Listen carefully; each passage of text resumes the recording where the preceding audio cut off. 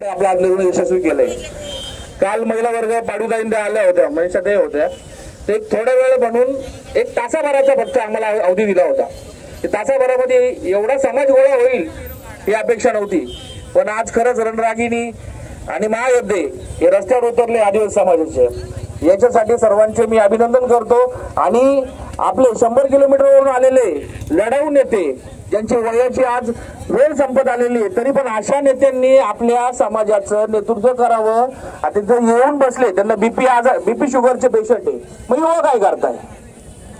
एवढा आपला हजारोच्या संख्येने आपला समाज आहे, तो फक्त घरात बसतोय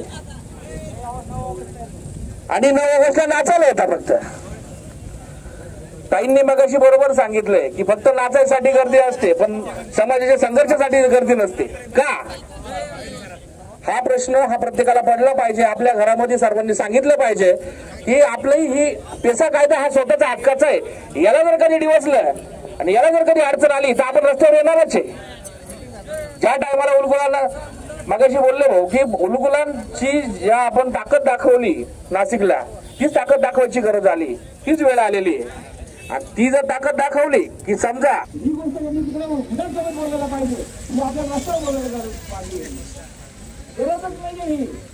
यांना हे लढायचं, यांनी आपल्याला आपण रिकामे काम करतोय म्हणा किंवा आपले लोक म्हणा रिकामे उन्हा पावसाला आपण हे करतो, गरज नाहीये।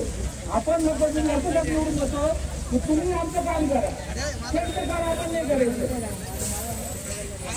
आणि एवढं बोलून थोडं थांबतो। आणि आपल्याला आदिवासी विकास धोरण करायचं मित्रांनो, सर्वांनी आपण त्यांना थोडक्यात त्यांना आपण ताकद देऊ, तिथं जाऊन एक आणि सर्वांनी